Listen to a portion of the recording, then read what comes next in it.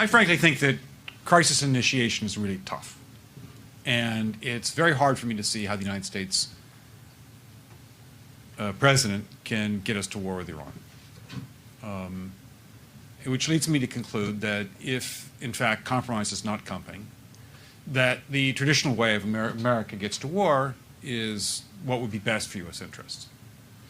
Some people might think that Mr. Roosevelt wanted to get us into World War II, as David mentioned. You may recall we had to wait for Pearl Harbor.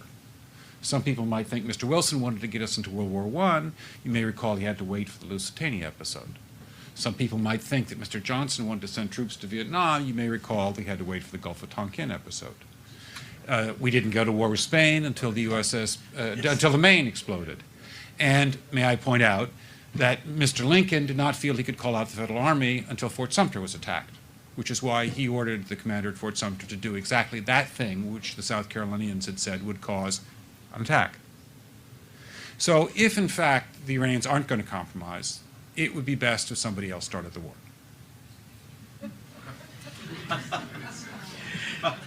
But I would just like to suggest that one can combine other means of pressure with sanctions. I mentioned that explosion on August 17th. We could step up the pressure.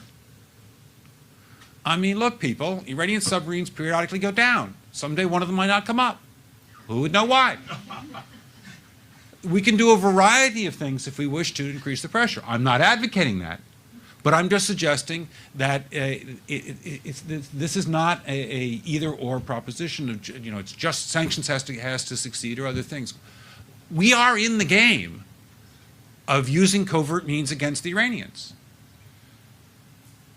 We could get nastier.